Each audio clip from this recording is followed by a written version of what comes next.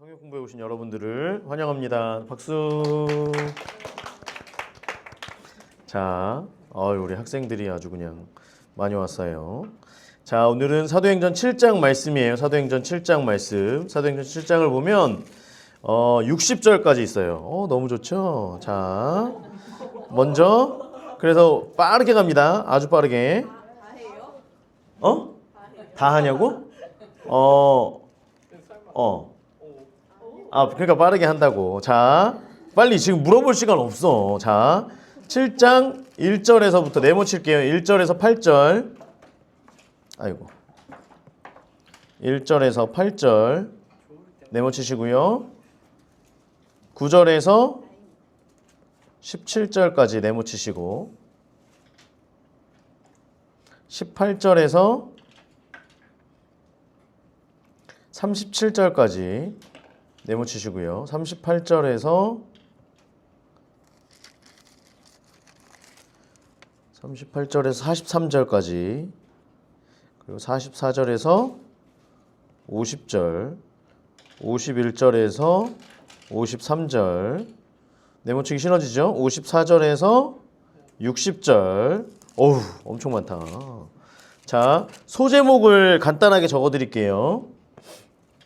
1절에서 8절은 아브라함 이야기 이렇게 적어주세요. 아브라함 이야기. 여전히 글씨가 발전하지 않습니다. 은혜와 글씨는 상관관계 아니라는 거. 자, 9절부터는 요셉 이야기.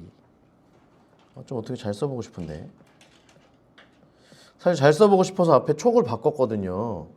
그런데 그 촉이 안 나네요. 자, 모세 이야기 18절부터 모세 이야기. 그리고 38절부터는 제 제목을 원래 다른 걸 적었었는데 바꿔야 될 것 같아서요. 38절부터는 불순종 이야기.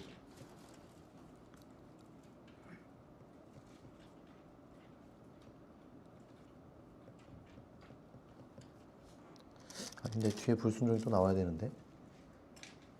44절은 결론 1. 51절 여긴 뭘까요? 결론 그렇지 2. 자, 54절부터는 스데반의 순교. 여긴 뭐 따로 안 적어도 될 것 같긴 해요. 자, 여러분들 하시면서 할 수 있도록 제가 적어드렸습니다. 자, 볼게요. 7장 1절 다 적었나요? 아직 좀 해야 돼요? 자, 7장 1절을 이제 봐야 되니까. 다 됐나요? 시간이 좀 더 필요할까요? 자, 7장 1절을 그러면 간단히 설명을 드리면 1절에서 보면 이제 스데반이 죄송합니다. 스데반이 사내들인 공회에 잡혀간 거예요. 스데반이 잡혀가서 이제 우리 전에 그림 봤었죠? 수많은 대제사장과 제사장들, 서기관들, 바리새인들 이런 많은 공의회 사람들 앞에서 서서 대제사장이 의장이죠, 의장. 그 회의를 진행하는 의장이 이것이 사실이냐 묻는 거예요. 이것은 뭘까요? 사람들이 거짓 고발한 거예요. 그게 뭐냐면 14절의 말씀 그의 말에 이 나사렛 예수가 이곳을 헐고 또 모세가 우리에게 전하여준 규례를 고치겠다. 이 얘기를 우리가 들었다. 스데반이 이것을 계속 말하고 다니더라. 즉 성전을 헌다더라. 성전을 무너뜨린다더라. 두 번째 율법을 고치겠다. 율법을 폐하겠다 하더라. 이 두 가지 이것이 사실이냐라고 하는 걸 얘기하는 거예요. 자, 그러면 이제 스데반의 설교의 내용 중에는 성전 이 당시에 그 제사장과 많은 사람들, 이 이스라엘 사람들, 유대인들에게 있어서는 성전은 하나님의 임재의 장소예요. 어디라고요? 하나님의 임재의 장소. 그래서 하나님은 어디에 거하신다? 성전에 거하신다. 이것이 소제목을 알려드리니까 이걸 적느라고 많이 바쁘시군요. 네모도 좀 많았고 이거 되게 중요한 거 얘기하고 있는데 아무도 안 보고 있네. 자, 이제 다 적었어요? 아 그래요. 네. 조금 시간이 걸렸지. 괜찮아요. 여러분들 시간이니까요. 자. 나는 괜찮아요. 나는 괜찮아. 수아야 너무 행복하지? 아니야? 너무 대놓고 속에 있는 말 갑자기 튀어나와 버렸어? 너무 행복하지? 아니요. 너무 그냥 반응 저기 저기 어디 가슴을 거치지 않고 머리에서 말하고 싶은 그대로 나와 버렸네. 자. 됐나요? 다 적었나요? 자, 이제 설명을 해도 될까요? 자, 보세요. 유대인들은 하나님은 성전에 거하신다. 그렇기 때문에 제사를 항상 어디 와서 드려라? 성전에 와서 드려야 된다. 하나님의 임재는 오직 성전에 있다. 그러니 와서 제사를 드리고 헌금을 하고 이제 이런 것들을 해야 된다. 라고 하는 걸 이야기하는 거예요. 율법에 대하여서는 사실은 이 유대인들이 율법을 지킨다라고 하지만 제대로 된 율법을 지키지 못했었죠. 그러면서 점점 바리새인들에 의하여서 율법을 재정비를 하게 되고 그래서 어디까지가 범죄이고 어디까지가 우리가 법을 지키는 것인가 이런 걸로 하면서 사람들을 더 정죄하기를 시작하고 율법 안에서 어느 누구도 자유롭지 못하게 되는 이런 가운데에서 마치 우리는 그나마 율법을 많이 지키기 때문에 제사장들이나 바리새인들이나 사두개인들이나 어떤 종교 지도자들 그래서 많은 사람들 위해 나는 율법 지키는 자, 당신은 부정한 자, 당신은 죄인 이렇게 하면서 그 위에 군림하려는 사람들 앞에 예수님께서 율법을 하시고 새로운 그 율법의 개정으로 인하여서 우리가 율법에 매이는 삶이 아니라 예수 그리스도께서 우리에게 주신 자유함, 그 은혜 가운데 머무는 삶으로 이제 바뀌어진 거예요. 그렇기 때문에 이제 스데반에 대하여서 야 성전을 헌다 그랬냐? 야 율법을 폐한다 그랬냐? 그러면 이제 여러분들에게 만약에 이렇게 얘기한다면 그러면 나는 무엇에 대해서 변론을 해야 돼요? 이 두 가지에 대해서 변론을 해야 되겠죠. 사실은 이 두 가지에 대해서 스데반이 변론을 하는데 변론이라기보다는 사실은 어떻게 보면 꾸짖는 거예요. 꾸짖는 거. 그런데 처음부터 당신들이 이렇게 잘못하지 않았습니까? 이렇게 하면 지금 이 앞에 공의회에 있는 많은 사람들이 화딱지가 나죠. 그래서 앞에 쭉 설명을 하는 거예요. 아브라함부터 해가지고 쭉 이야기를 설명을 쭉 하고 나서 마지막에 아까 이야기했던 결론 1번, 2번을 이야기하고 이야기하자마자 어떻게 돼요? 스데반은 순교하게 됩니다. 돌에 맞아서 순교를 하게 됩니다. 자, 그래서 봅니다. 자, 1절. 대제사장, 아까 좀 전에 얘기했었는데 대제사장, 녹색 의장 이렇게 적어주시면 돼요. 의장. 자, 그래서 이제 그 스데반이 두 가지에 대해서 이야기를 합니다. 첫 번째는 하나님은 성전에 매이는 분이 맞다 아니다? 아니다. 성전에만 거하는 분이 아니다 라고 하는 거 그게 첫 번째고요. 두 번째는 뭐냐면 너희들은 율법뿐만이 아니라 하나님의 말씀 자체에 불순종하지 않았느냐. 하나님께서 주신 십계명 가운데 첫 번째가 뭐예요? 나 외에 다른 신을 섬기지 말아라 라고 하는 그 말씀에 얘들아 먹을 때 그냥 먹어도 돼. 눈치 보지 말고 그렇지? 내가 쳐다본다고 눈치 주는 거 아니야. 그냥 먹으면 돼. 자, 하나님의 말씀에 불순종하며 지금까지 나오지 않았느냐. 그 불순종이 조상들로부터 내려왔던 불순종이 지금까지 와서 결국엔 누구를 죽였다? 예수를 죽이는 그 불순종까지 이르렀다라고 하는 그 큰 그림 두 가지의 내용에 대해서 이야기를 하는 겁니다. 자, 보세요. 그래서 이제 이 스데반의 설교가 60절까지 되게 길기 때문에 많은 사람들이 이 스데반의 설교의 내용은 사실 잘 기억을 못해요. 그리고 이것을 그냥 쭉 읽고 나서 우리는 무엇만 기억하냐면 스데반이 죽기 전에 하늘이 열리고 예수님께서 보좌 우편에 서신 것을 보고 그리고 스데반이 돌에 맞아서 죽는 어떤 이런 장면, 이것만 우리는 생각을 하게 되는데 그 중간에 스데반의 길고 긴 설교가 있었다. 이것을 분석하려 한다. 자, 이겁니다. 자, 보세요. 이것이 사실이냐라고 물어봅니다. 스데반이 얘기하는 거예요. 여러분 부형들이여 녹색. 부형들은 누구냐면 부형 누구예요? 아버지, 형제들이라고 얘기하는 거예요. 우리 민족 그리고 여기에 있는 사람들은 아버지뻘 되는 분들이 삼촌, 아버지, 내 형제들, 아버지와 형제들이여 라고 하면서 이야기를 시작합니다. 존중하며 이 표현을 하는 거죠. 그리고 우리는 한 형제입니다 라고 하는 것들을 강조하는 거예요. 들으소서 우리 조상 아브라함, 녹색 아브라함이 하란, 장소 색깔 파란색, 하란에 있기 전 어디에 있었어요? 메소포타미아에 있을 때 영광의 하나님 주황색, 영광의 하나님이 아브라함에게 나타나셔서 말씀을 하신 거예요. 뭐라고 말씀하시냐? 3절 내 고향 친척을 떠나. 자, 첫 번째 이를 동그라미 하시고 내 고향 친척을 떠나. 이를 동그라미. 내 고향과 친척을 떠나. 두 번째 뭘까요? 내가 내게 보일 땅으로 가라. 자, 하나님의 말씀은 두 가지입니다. 첫 번째가 뭐예요? 내 고향과 친척을 떠나라. 두 번째, 내가 너한테 보일 땅으로 가라 말씀하셨어요. 자, 그러면 이제 그랬는데 이제 우리가 지도를 잠깐 볼게요. 보이시나요? 보이시죠? 자, 보세요. 처음 아브라함을 부르셨던 곳이 어디냐면 갈대아 우르예요. 메소포타미아 지역. 요 지역을 메소포타미아 지역이라고 얘기하는데요. 부르신 것은 이 갈대아 우르에서 부르셨습니다. 그리고 어디에서 멈췄어요? 하란이라고 하는 곳에서 멈췄어요. 여기 보이시죠? 이게 보이나요? 보이죠? 보이세요? 여기에서 먼저 부르셨어요. 그리고 가다가 어디에서 멈춰서요? 하란이라는 곳에서 멈춥니다. 왜 멈추냐면 여러분 보세요. 그리고 나서 하나님께서 약속하신 지금 가라고 말씀하신 땅은 여기에 있는 가나안 땅이에요. 그런데 왜 가다가 하란에서 멈췄을까? 자, 보세요. 4절 아브라함이 갈대아 사람의 땅을 떠났어요. 갈대아 우르를 떠났어요.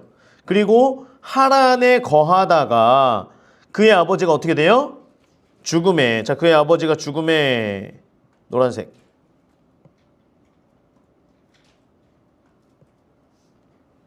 그의 아버지가 죽음에. 그리고 주황색으로 하나님이 그를 거기서 너희 지금 사는 이 땅으로 옮기셨느니라. 주황색으로.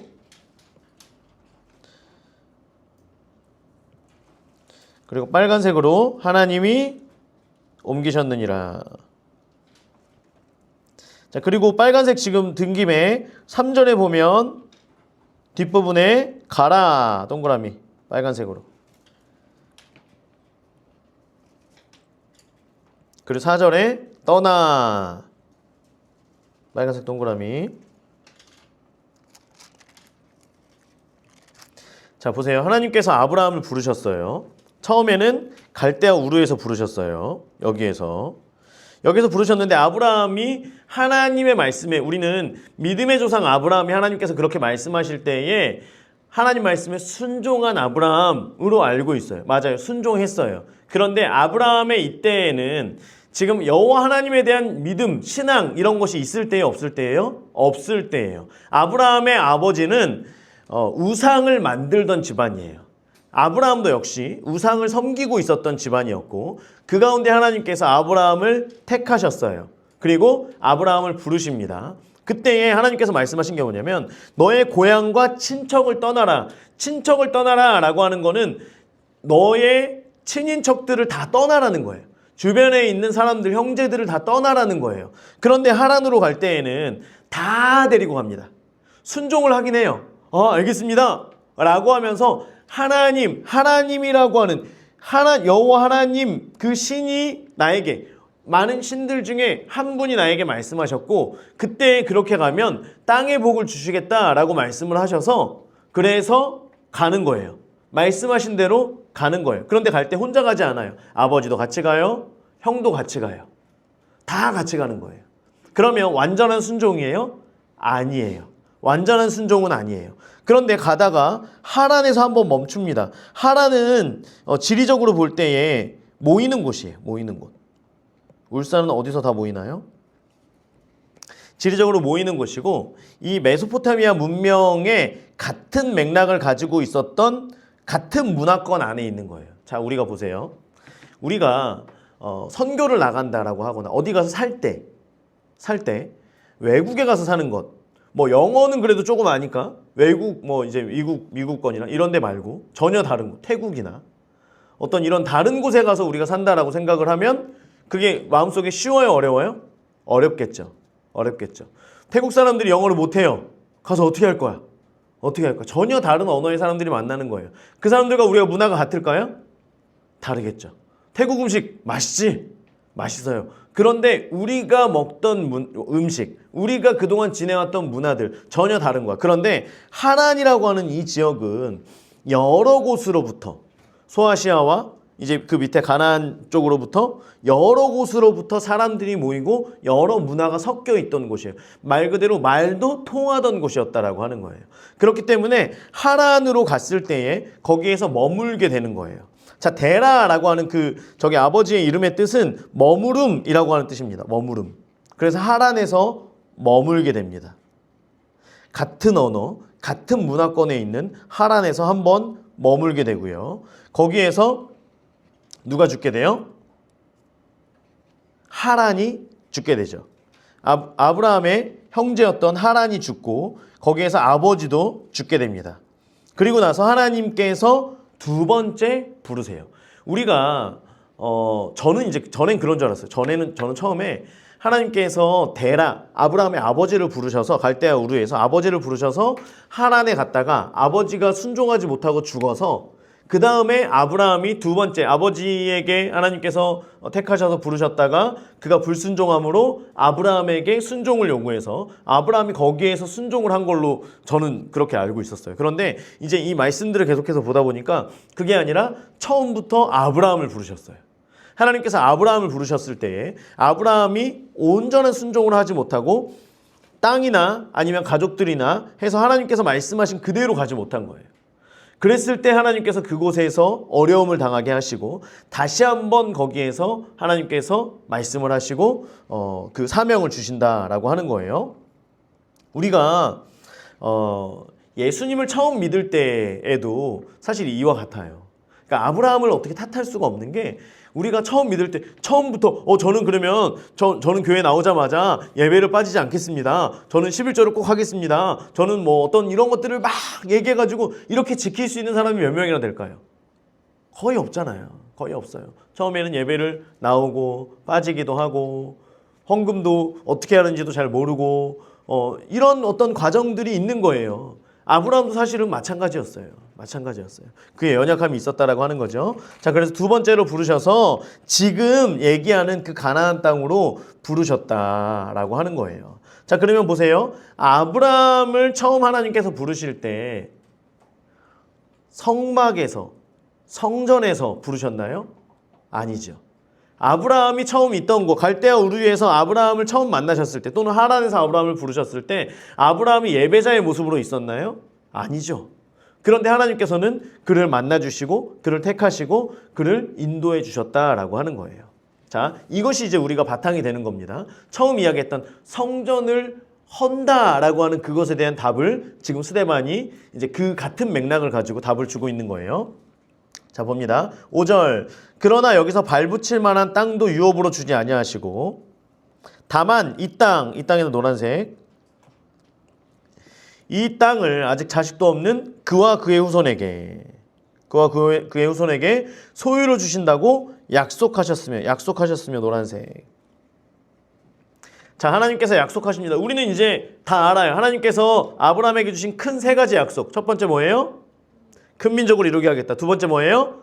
가나안 땅을 너와 내 자손에게 예수 그리스도에게까지 주시겠다라고 하는 거. 세 번째 뭐예요? 천하 만민이 복받는 대로 돌아오도록 하겠다라고 하는 이 약속을 하나님께서 주십니다. 자, 그리고 나서 그 약속이 뭐냐? 6절 하나님이 또 이같이 말씀하시되 그 후손이 다른 땅 파란색 다른 땅은 어디냐면 애굽 얘기하는 거죠. 애굽 적어주세요. 다른 땅에서 나그네가 되리니 그 땅 사람들이 종으로 삼아 주황색 400년 동안 괴롭게 하리라. 400년 동안 괴롭게 하리라. 자, 이제 나중에 이제 우리가 다 이미 알고 있는 내용들이지만 요셉을 통하여서 야곱과 그의 가족들이 가고 거기서 큰 민족을 이루는 동안에 하나님께서 큰 민족을 이루게 하십니다. 뒤에도 볼 거예요. 그런데 그곳에서 그들이 400년 동안 괴롭힘을 당하는 노예로 살게 되는 것 역시 누구의 뜻이다? 하나님의 뜻, 하나님의 계획하심이다 라고 하는 걸, 그래서 우리가 주황색은 하나님 색깔이죠. 하나님께서 말씀하신 대로 되는 거예요. 이것은 창세기 15장 옆에다 적어주세요. 뒤에 그 빈칸에다가 창세기 15장 13절에서 21절.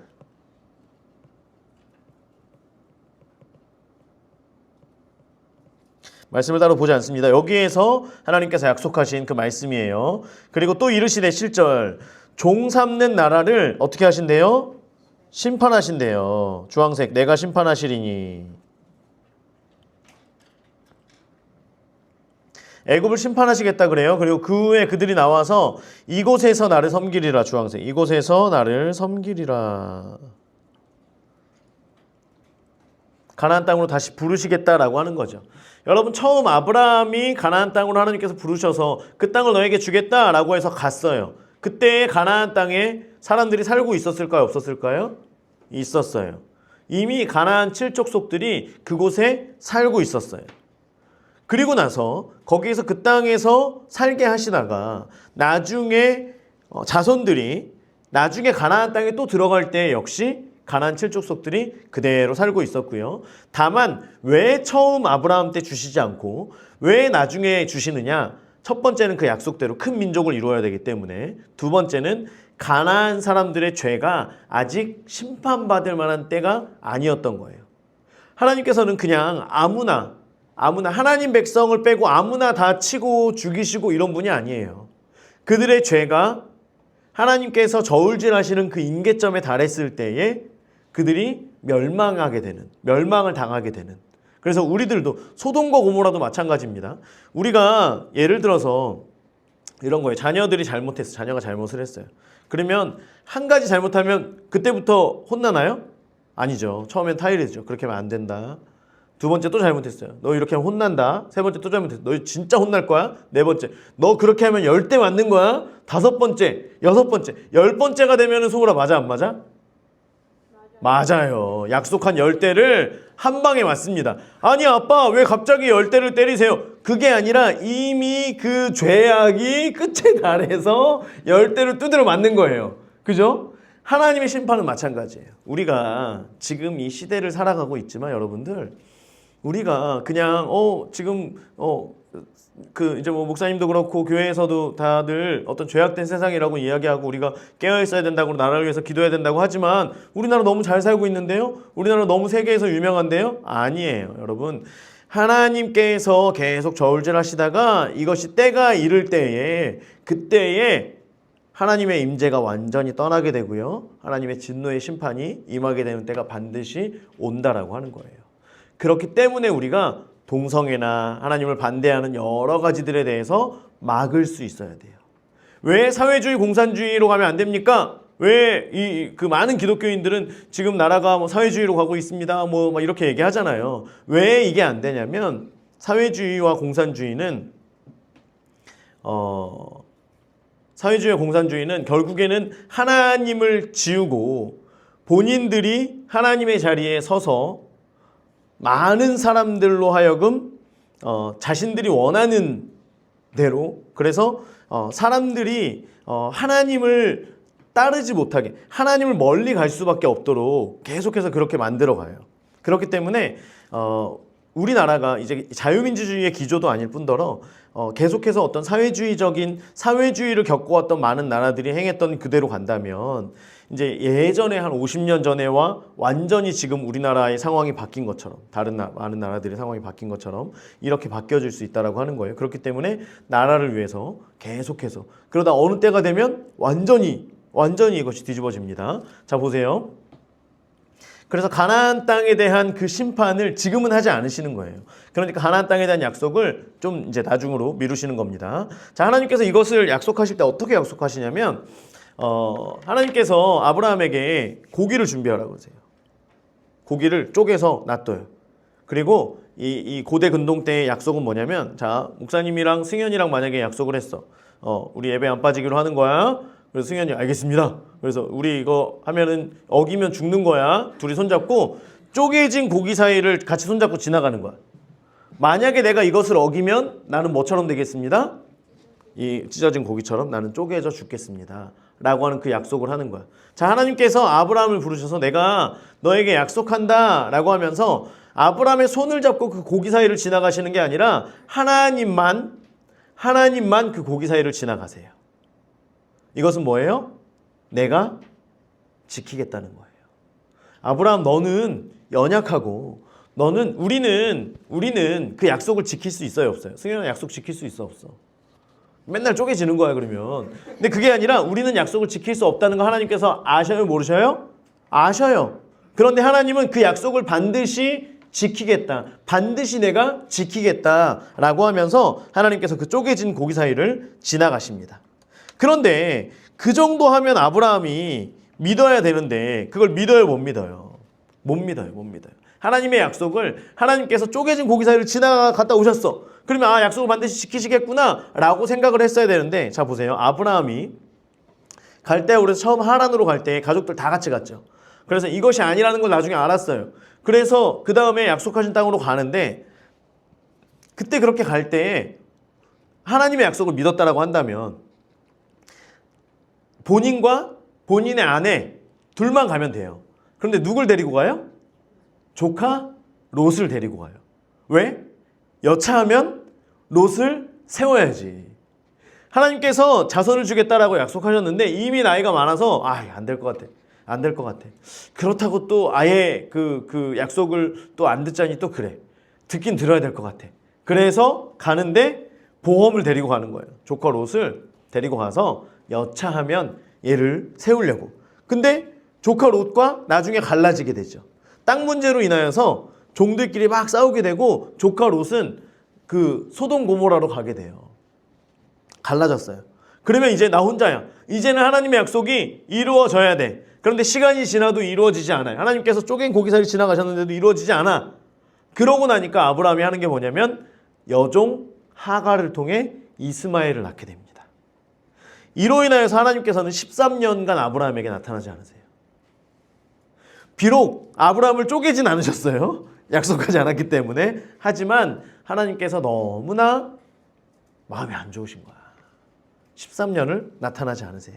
그리고 나서 13년 만에 나타나셔서 어떻게 하시냐면 아브라함의 이름을 바꾸세요.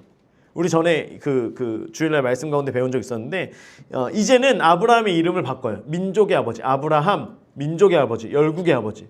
그래서 이름을 아예 바꿔버리니까 사람들이 아브라함 부를 때마다 뭘 생각하게 돼요? 하나님의 약속을 생각하게 되는 거예요. 하나님께서 나를 민족의 아버지로 세우겠다 하셨지? 계속 이름을 바꿔버리시는 거예요. 그래서 아브라함의 믿음을 세우십니다. 그리고 나서 두 번째가 뭐냐면 할례를 행하십니다. 할례.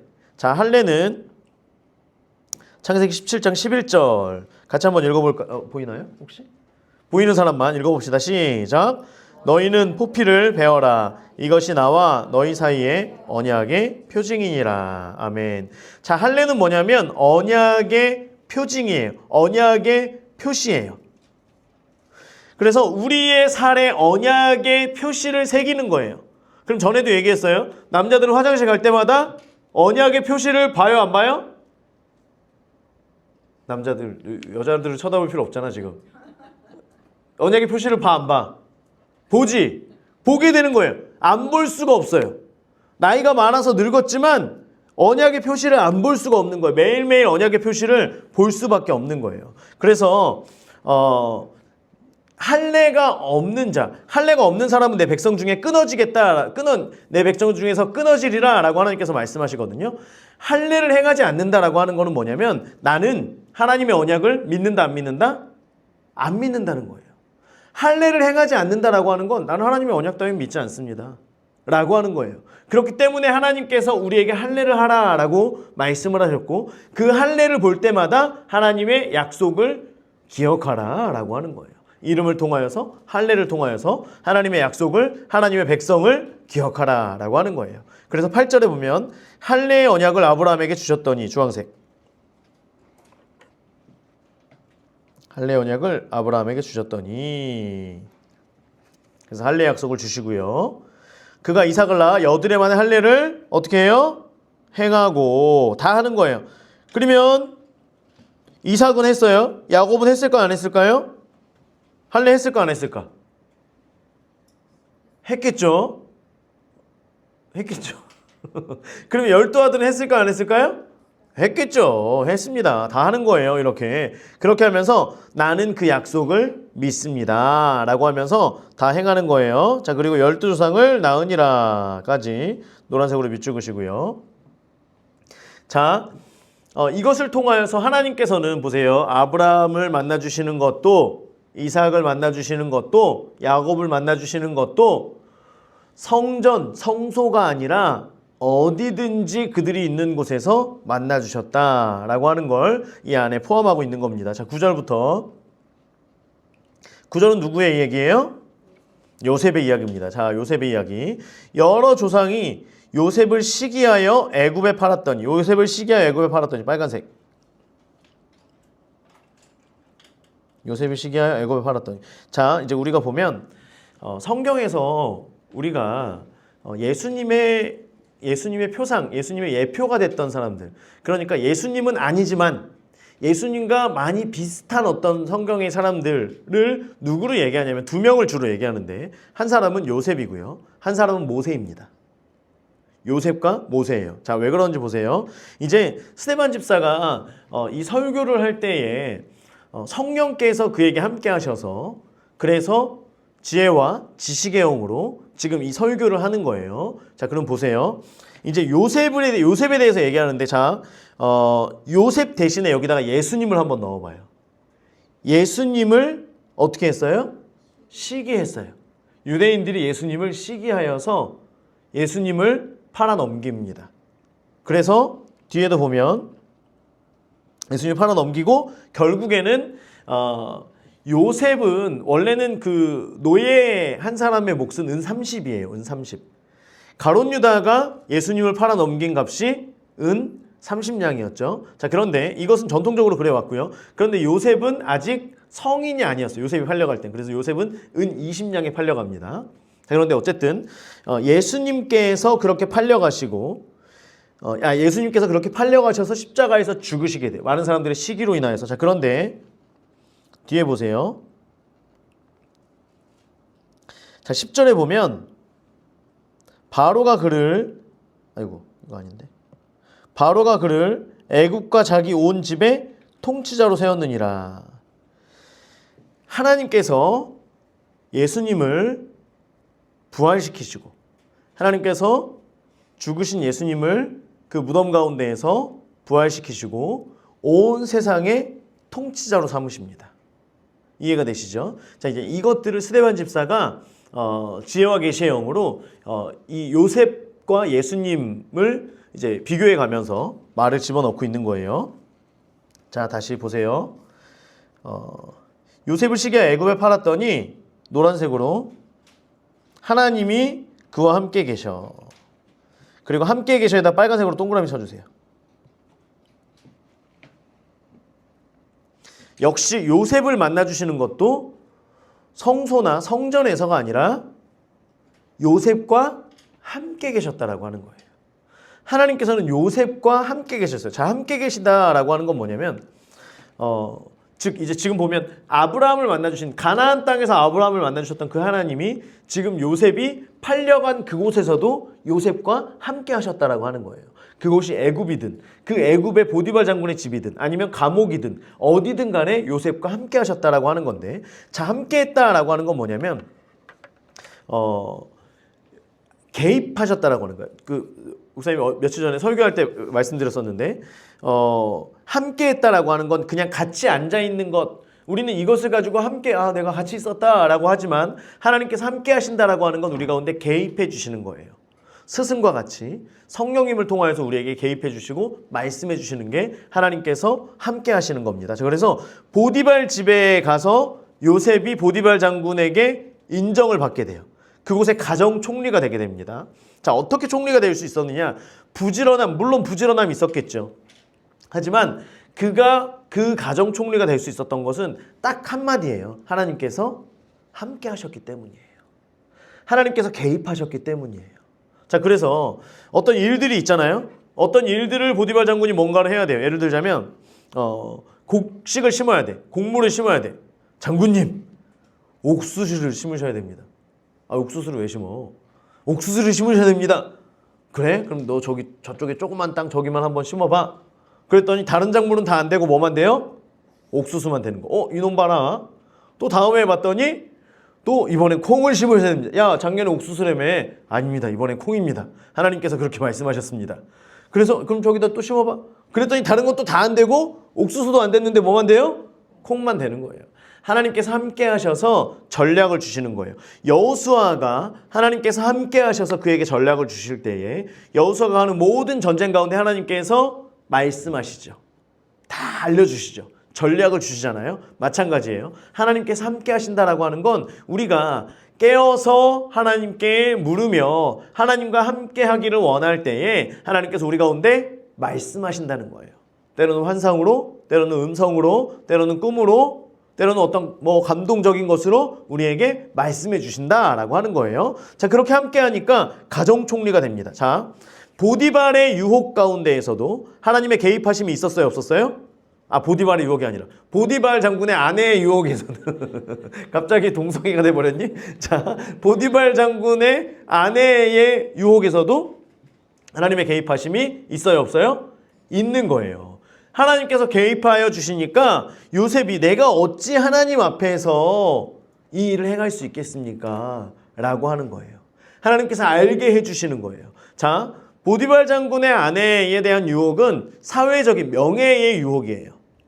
지금 이 종으로 있었던 요셉이 그냥 단순히 내가 그곳에서 가정총무로 지내는 것뿐만이 아니라 말 그대로 마님과 데이트하는 상대가 되고 나면 그 다음부터 더 자신이 누릴 수 있는 것들이 많아지는 거예요. 합법적으로 또 비합법적으로 자신이 누릴 수 있는 것이 전보다 훨씬 더 많아지는 거예요. 왜냐하면 보디발 장군은 평소에 집에 없어요. 항상 전쟁 나가는 사람이기 때문에, 왕 옆에 붙어있는 사람이기 때문에 집에도 거의 안 들어와요. 그럼 이 집에서 결국에 누구에게 잘 보이면 돼요? 마님에게. 그런데 그 마님이 나를 간택하셨다라고 하는 건 어떤 성적인 유혹이 아니에요. 이것은 나의 신분이 달라지는 완전히 그런 상황인 거예요. 그런데 이것도 하나님께서 간섭하셔서 그곳에서 그 유혹에서 떠나게 됩니다. 자, 감옥에 가서도요. 감옥에 갔는데 어떻게 돼요? 감옥에 갇혔어요. 왕의 감옥에 갇혔어요.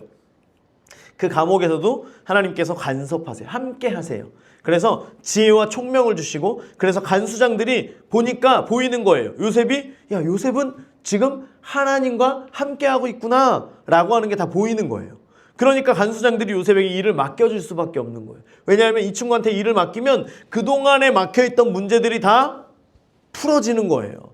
그동안에 이 안에서 해결되지 못했던 것들이 풀어지는, 사람들과의 관계의 문제, 그 안에 정치범들이 얼마나 많아요. 여러분, 정치와 정치가 만나면 서로 가족끼리도 헤어지는 거 알아요? 정치와 정치가 만나면 굉장히 어렵습니다. 그런데 그 안에는 왕의 정치범들이 지금 모여있는 곳이에요. 얼마나 본인들의 의견과 본인들의 색깔들과 자신들의 주장들이 얼마나 많겠어요. 그런데 요셉을 거기다가 그 방에다가 툭 넣었더니 이 사람들이 서로 화평하게 되는 거예요. 요셉에게 잘 안 되는 일들을 맡겼더니 그 일들이 해결이 되는 거예요. 야, 하나님이 함께 하시는구나. 이것을 보게 되는 거예요. 자, 그래서 스데반의 관점은 뭐예요? 어떤 공간의 메인은 하나님이 아니라 하나님은 무소부재하시다. 하나님은 어디에나 함께 하시다. 하나님은 하나님을 믿는 그 백성들이 있는 어느 곳이라도 하나님께서는 함께 하시고 우리의 삶 가운데 개입하여 주신다. 아멘. 그런 줄 믿습니다. 우리가 이것을 믿으며 가야 되는 거예요. 자, 그리고 나서 10절 그 모든 환난에서 건져내사, 노란색, 모든 환난에서 건져내사. 그래서 하나님께서 함께 하셔서 어떻게 했느냐. 첫 번째가 모든 환난에서 건져내십니다. 그리고 두 번째가 애굽 왕 바로 앞에서 은총과 지혜를 주십니다. 바로 앞에서 은총과 지혜를 주세요. 그래서 3번 바로가 그를 애굽과 자기 온 집에 통치자로 세웠느니라. 여기도 노란색으로 한 번 더 해주세요. 3번. 자, 1번 환난에서 건져내사는 이제 얘기했었죠. 두 번째, 바로 앞에서 은총과 지혜를 주세요. 바로가 꿈을 꿨는데 아무도 해석을 못해요. 그런데 요셉은 그 꿈 이야기를 듣자마자 바로가 본 것처럼 요셉도 그대로 선명하게 그것을 이야기합니다. 이것은 하나님께서 지혜와 계시를 부어주셨기 때문이에요. 그래서 바로 앞에서 은총과 지혜를 주셔서 그것들을 다 이야기하고요. 심지어 이것을 어떻게 해결할 수 있는지, 이 풍년과 흉년의 이 시기를 어떻게 지날 수 있도록 하시는지, 대흉년의 시기에 이걸 어떻게 할 수 있는지 그 지혜조차 하나님께서 요셉에게 주시는 거예요. 그러니까 바로가 이 일을 누구에게 그럼 맡기면 되겠느냐를 볼 때에 이것을 누구에게 맡기면 돼요. 맡길 수 있는 사람 한 사람밖에 없는 거예요. 누구? 요셉밖에 없던 거예요. 요셉밖에. 그러니까 3번에 바로가 그를 애굽과 자기 온 집의 통치자로 세웠느니라. 자, 그런데 여러분 바로가 그를 이라고 나왔죠. 그게 원래는 그냥 그가예요. 그가. 여기서 그는 누구냐면 하나님이죠. 자, 그래서 보세요. 10절에 1번 그가 하나님께서 환난에서 건져내사, 하나님께서 바로 앞에서 은총과 지혜를 주시고, 하나님께서 애굽과 그 온 집에, 바로 왕의 온 집에 통치자로 세웠느니라. 이해가 되시죠? 원래 원어에서는 다 그가예요. 하나님께서 하셨다인데 지금 여기 해석에서 바로가 그를 통치자로 세웠다라고 이제 어떻게 보면 오역이죠. 잘못된 거예요. 바로가 통치자로 세웠지만 사실은 누가 세워주신 거예요? 하나님께서 세워주신 거예요. 그래서 원문에서는 하나님 그라고 표현이 되어 있습니다. 자, 1, 2, 3번에 그가 다 하나님을 얘기하는 거예요. 이해가 되십니까? 자, 11절부터는 자 이제 그때 애국과 가나안 온 땅에 흉년이 들었어요. 환란이 있을 때 우리 조상들이 양식이 없는 거예요. 야곱과 그의 가족 형님들이 있는 곳에 양식이 없는 거예요. 야곱이 애굽에 곡식이 있다는 말을 듣고 먼저 우리 조상들을 보내고, 자 보세요. 곡식이 없어요. 그리고 소문이 이미 들었겠죠. 애굽이라고 하는 그곳에 곡식이 넘친다더라. 거기 곡식이 있다더라. 그런데 형님들은 갈 수 있어요, 없어요? 갈 수 있어요, 없어요? 없는 거예요. 애굽을 생각하면 누가 생각나요? 요셉이 생각나잖아요. 자기들이 팔았던 그 죄가 계속 마음에 찔림이 있는 거예요.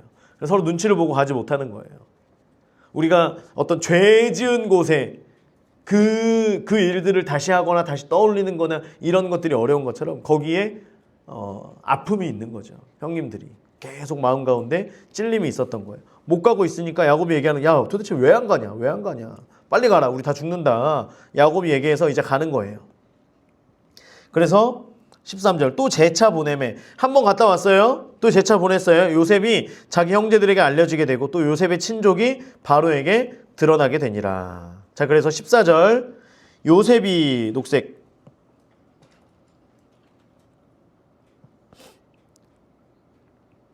요셉이 사람을 보내 그의 아버지 야곱과 온 친족 몇 사람? 75사람, 녹색, 청하였더니. 자, 그래서 이제 이 요셉의 이야기들을 볼 때 우리가 하나님께서는 애굽에서도 일하시고요. 결국에 하나님의 역사, 온 세계의 역사는 목사님 얘기했었죠, 어제도. 온 세계의 역사는 하나님의 역사, 하나님 나라의 역사예요. 그 역사에 수종드는 사람들, 그들과 하나님께서는 함께 하신다. 하나님께서 어느 장소에 머물지 않으시고 하나님의 말씀, 하나님의 그 약속대로 지키기 위하여 살아가는 자, 하나님의 구속사에 수종드는 그 사람들에게 늘 함께 하신다라고 하는 걸 계속해서 이야기하고 있습니다. 자, 15절. 야곱이 어디로 갔어요? 애굽으로 갑니다. 애굽으로 내려가.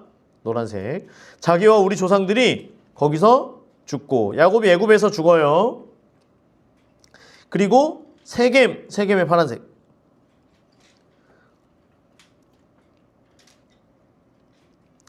세겜 땅은 가나안 땅이에요. 믿음으로 야곱이 세겜 땅을 삽니다. 야곱이 세겜 땅을 사요.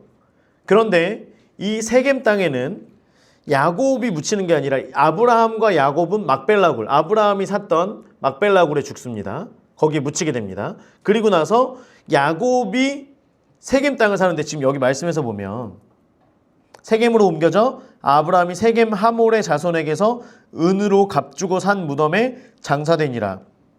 이 말을 읽어보면 야곱이 보세요. 아브라함이 세겜 땅을 산 걸로 여기선 기록이 되어 있고요. 그리고 야곱이 세겜 땅에 묻힌 걸로 기록이 되어 있어요. 그런데 이거는 이 전체적인 하나님의 약속의 관점으로 봐야 돼요. 그래서 야곱이 그 세겜 땅을 샀지만, 그 묘지를 야곱이 샀지만 말 그대로 명의는 누구 명의를 한 거예요? 아브라함의 명의를 한 거예요. 이건 무슨 말이냐면 이 하나님의 약속이 아브라함으로부터 시작됐기 때문에 이 약속의 땅 세겜을 약속을 받은 그 아버지의 이름으로 넣는 거예요. 그리고 본인은 사실 세겜에 묻히지 않아요. 그럼에도 불구하고 이제 스데반이 이 세겜에 거기에 장사됐다라고 이제 이야기하는 것은 나중에 후손들이 세겜 땅에 장사가 되지만 이미 자신도 그 약속을 취한 자로, 아브라함도 자신도 그 약속을 취한 자로 그렇게 그곳에 묻혔다라고 하는 그 약속 가운데에서 해석을 하는 겁니다. 실제로 거기에 묻혔다는 게 아니라요. 자, 언약의 관점으로 보는 거예요. 17절 보면 하나님이 그냥 여러분 이해하시라고. 왜냐하면 헷갈릴 수 있거든요. 이게 스데반이 잘못 알았나? 이렇게 얘기할 수 있거든요. 그게 아니라 하나님의 약속 가운데에서 이것을 이렇게 스데반은 해석을 한 겁니다. 자, 하나님이 아브라함에게 약속하신 때가 가까우매, 빨간색, 약속하신 때가 가까우매. 이스라엘 백성이 애굽에서 번성하여 많아졌더니, 같은 거예요. 약속하신 때는 어떤 약속의 때인가요? 이제는 두 번째 약속, 가나안 땅으로 보내겠다라고 하는, 가나안 땅에 이르게 하겠다라고 하는 그 약속의 때가 이제 가까운 거예요. 그러면 첫 번째 약속이 다 이루어졌어요. 이제 큰 민족이 되었어요. 이제는 두 번째 약속, 그 때가 가까워졌어요. 그러니까 번성하여 많아졌더니, 여러분 번성하여 많아졌더니라고 하는 건 번성했다, 많아졌다, 두 말이 같은 말이에요, 다른 말이에요? 같은 말이에요. 자, 그런데 번성했다라고 하는 말은 능동태, 많아졌다라고 하는 말은 수동태예요. 이것은 뭐냐면 능동태, 그들이 번성하게 되기 위하여서 이스라엘 자손들, 그 야곱과 그의 75인의 가족들도 노력을 했다, 안 했다? 했다. 그들이 스스로 노력을 했고, 수동태, 많아졌다. 누구에 의해서 많아진 거예요? 하나님에 의해서 많아진 거예요. 자, 여러분, 생명은 하나님께 있는 줄 믿습니다. 하나님께 있는 줄 믿어요. 그런데 지금 이제 많은 사람들이 어떤 그 자녀를 갖지 못하거나 이런 많은 사람들 가운데에서 이 두 가지가 동시에 이루어지는 거예요. 우리가 이 땅 가운데 자녀를 위해 기도하며 자녀를 낳기 위해서 노력하는 거예요. 얘들아, 졸리면 잠깐 나갔다 와도 돼. 그렇게 노력하는 거예요. 두 번째, 하나님께서 그 가운데 함께 하셔야지만 태의 문이 열리는 거예요. 아무리 노력을 해도 열어주지 않으시면 열리지 않습니다. 그런데 하나님께서 함께 하셨기 때문에 두 번째 약속을 하나님께서 함께 이루어 가신 거예요. 그래서 유대인들도 거기에 수종을 들고 하나님께서도 그 약속 가운데 함께 하시고. 자, 그래서 18절부터. 자, 그런데 요셉을 알지 못하는 새 임금, 녹색, 새 임금이 애굽 왕위에 오르매 그가 우리 족속에게 교활한 방법을 써서 조상들을 괴롭게 하여, 노란색, 괴롭게 하여 그 어린아이들을 내버려 살지 못하게 하려 할세. 자, 애굽의 왕조에 대해서 그 전에 좀 말씀드리긴 했었는데 잘 보이나요? 이게 화질이 큰 게 없어서. 자, 애굽의 18대 왕조가 투투모세입니다. 자, 그 전에 여러분 기억하실지 모르겠지만 17대 왕조 때가 요셉의 때예요. 17대. 힉소스 왕조예요. 이때는 힉소스. 안 적어도 돼요. 여러분 알아야 될 게 뭐냐면 힉소스 왕조는 이방인이었지만 애굽 땅에 와서 왕이 된 거예요. 왕조를 차지하게 된 거예요. 그래서 이들은 셈족입니다. 그리고 18대 때 이제 쿠데타를 일으킨 거죠. 그래서 투트모세 이 왕조를 아모세 왕조라고 얘기하는데요. 그냥 어쨌든 간에 18대 이 왕조는 본토인이에요. 본토. 원주민. 원래 이집트 사람들, 원래 애굽 사람들. 그 사람들이 다시 왕자를 차지하게 된 거예요. 이 사람들은 함족이에요. 함족.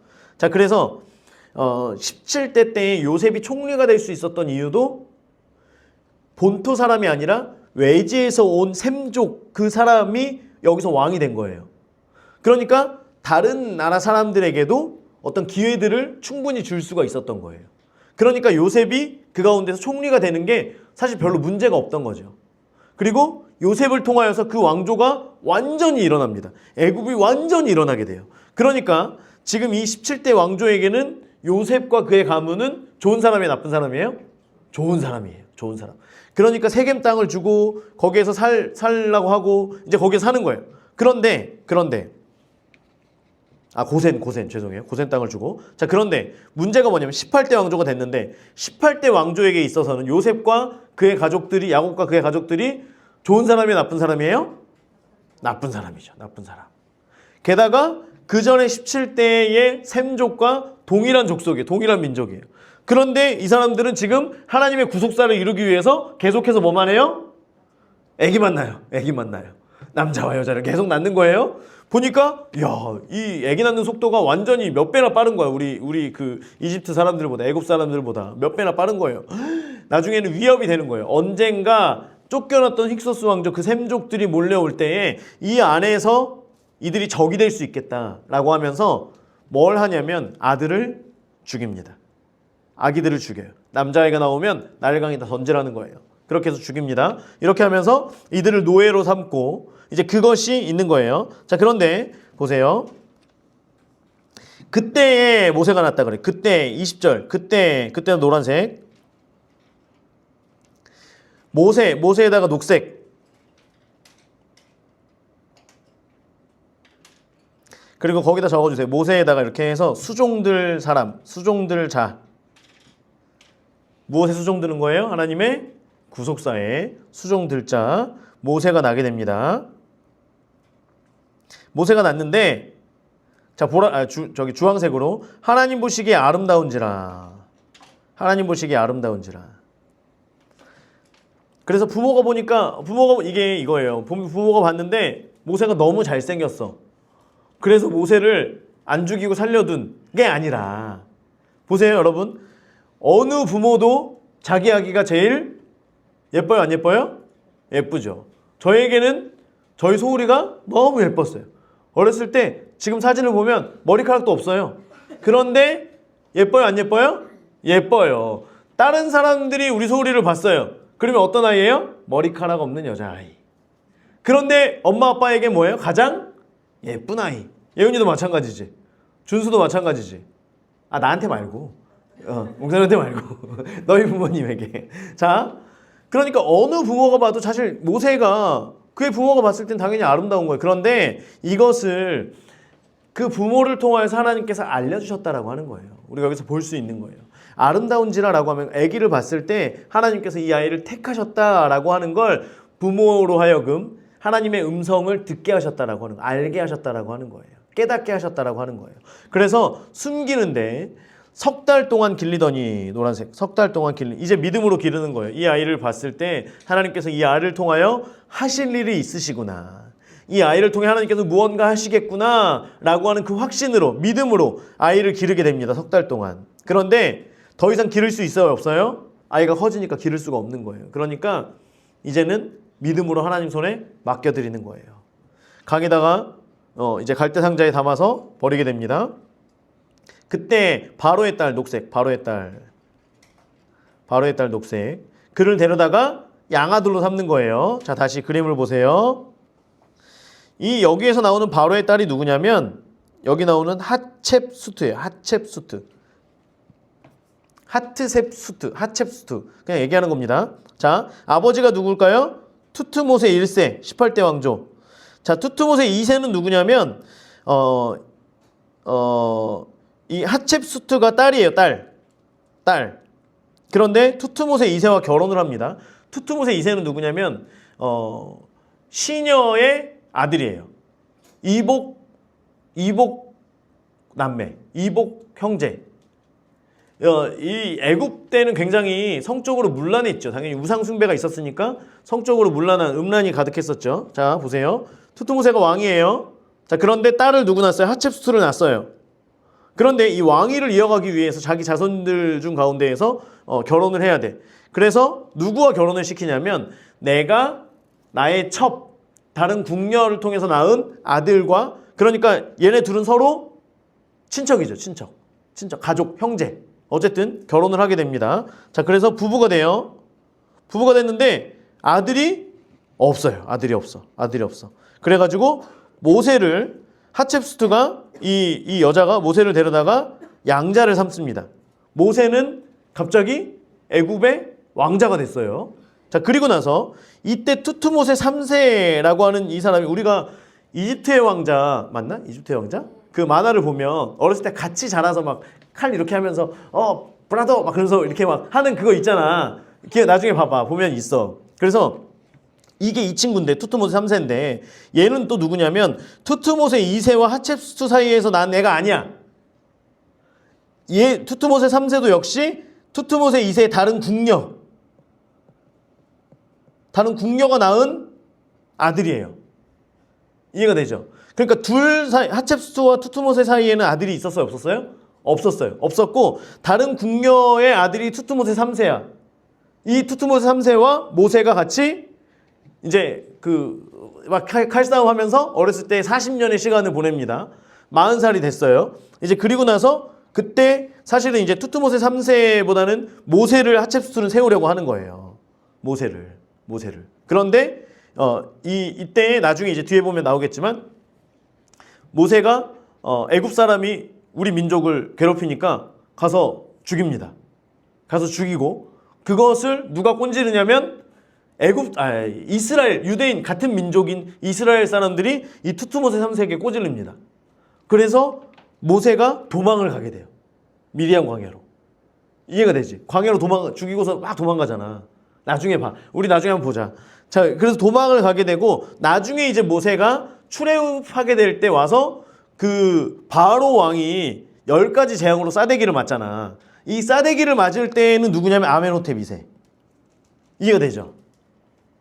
이해 안 돼도 돼. 자, 그냥 이렇게 어쨌든 대충 그냥 이런 관계다라고 하는 거 우리가 알면 돼요. 자, 보세요. 몇 절입니까? 22절. 모세가 애굽 사람의 모든 지혜를 배워 그의 말과 노란색. 말과 22절. 말과 하는 일들이 능하더라. 하나님께서 준비시키는 과정이죠. 애굽의 모든 지혜들을 배우게 됩니다. 자, 나이가 40이 됐어요. 나이가 40이 되면 그 형제 이스라엘 자손들을 돌볼 생각이 나는 거예요. 왜냐하면 어렸을 때는 이제 미리암이 누나가 가서 그 보모를 데려올까요? 그래가지고 엄마가 어렸을 때 젖을 먹이면서 키우게 되잖아요. 유대인들은 젖 먹일 때부터 하나님의 말씀을 가르칩니다. 그러니까 이 아이가 어렸을 때부터 계속 유모의 손, 사실은 친엄마인데 친엄마의 손에 길러지면서 내가 원래는 이스라엘 사람이구나. 하나님께서 나를 통해서 하시는 일이 있으시구나 라고 하는 것들을 알게 되고요. 그리고 이것이 다시금 생각이 난 거예요. 40세가 됐을 때. 그래서 하나님 안에서 계속해서 이런 어떤 본인의 부르심, 그 사명들을 계속 생각하면서 가는 거죠. 자, 24절. 한 사람이 원통한 일을 당함을 보고 보호하여 노란색 보호하여 압제받는 자를 위해서 원수를 갚아 쳐 죽이니라. 자, 누구를 위해서 한 거예요? 이스라엘 백성을 위해서 한 거예요. 이스라엘 사람들을 위해서 한 거예요. 애굽 사람들을 위해서 한 거예요. 이스라엘 백성, 내 민족, 나의 민족을 위해서 한 거예요. 지금 압제당하고 있었던 나의 민족을 위해서 한 거예요. 자, 25절. 그는 노란색, 그의 형제들이 하나님께서 자기의 손을 통하여 구원해 주시는 것을 깨달을 거라고 생각했다는 거예요. 자, 여기는 하늘색, 저는 하늘색으로 했는데 모세는 어떻게 생각했냐면 우리 형제들이 모세를 통해서 나를 지금 여기에 왕자로 세우신 것은 하나님의 계획하심이고 하나님의 부르심이야. 그런데 이것을 나뿐만 아니라 나의 형제들, 내 민족들도 알 거라고 생각했다는 거예요. 이해가 되시죠? 그래서 당연히 이것을 알고 있을 거라고. 내가 지금 구해줬어요. 이스라엘, 나랑 같은 민족이 저기 해를 당하고 있어서 구해줬어. 이 구해줬을 때 이 나와 같은 민족, 나의 형제인 이 사람들은 지금 내가 하나님께서 나를 통해서 뭘 하려고 하시는지를 알았을 거라고 생각을 하고 구해준 거예요. 이해가 되죠? 자, 그렇게 생각하였으나 노란색. 그는 그렇게 생각을 했어요. 그런데 그들이 깨달아요? 못 깨달아요? 못 깨달아요. 그들이 깨닫지 못해요. 사명자 모세의 생각을 그대로 깨달을 줄 알았는데 전혀 깨닫지를 못합니다. 자, 이튿날 이스라엘 사람끼리 싸울 때 모세가 와서 화해시키려 하여, 노란색, 화해시키려 하여 이르되 너희는 형제인데 우리 같은 민족 아닙니까? 왜 서로 해치느냐? 어찌 서로 해치느냐? 노란색, 어찌 서로 해치느냐? 그래서 모세는 나를 들어서 이스라엘을 하나님께서 구원하실 것이라는 걸 알았어요. 그런데 사람들은 몰랐던 거죠. 자, 그러니까 뭐라고 얘기하냐면 그 동물을 해치는 사람이 모세를 밀어뜨려. 여러분 보라색이나 빨간색, 저는 빨간색으로 할게요. 밀어뜨려, 동그라미. 그 옆에다가 거절하여 적을 때 거절하여. 모세를 이 원래 원문대로 해석이라면 거절하여가 더 맞습니다. 그 사람들이 모세를 감히 어떻게 밀어요? 이건 말이 안 되는 거예요. 그죠? 거절하는 거예요. 거절하는 거. 자, 그리고 나서 또 똑같이 동그라미 칠게요. 35절에 중간에 그들의 말이 누가 너를 관리와 재판장으로 세웠느냐 하며 거절하던 동그라미. 35절에 거절하던. 그리고 39절도 중간에 보면 거절하며. 지금 무엇을 이야기하고 있냐면 하나님께서 이루어 가시는 일들을 너희 조상들이 어떻게 했다? 거절했다. 모세를 거절하고, 그리고 결국에는 누구까지 거절한 거예요? 예수 그리스도까지 너희들이 거절했다 라고 하는 걸 지금 스데반 집사가 얘기하고 있는 거예요. 자, 보세요. 다시.